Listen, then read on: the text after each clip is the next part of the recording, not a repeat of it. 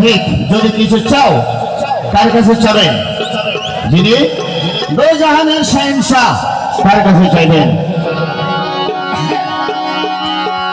भीख मांगो तो दौलत के सखी से मांगो, और मांगने वाले खुदा को भी नबी से मांगो। कि ये जिंदगी इश्क की बता के धनी से मांगो, जिंदगी इश्क की बता के धनी से मांगो। लेकिन दिल है, আল্লাহ আমাদেরকে জীবন দিয়েছেন সুন্দরভাবে বেঁচে থাকার জন্য। রিজিকের মালিক আল্লাহর হাতে, তদুপরি আপনার বিবেক আছে, আপনি কার কাছে চাইবেন?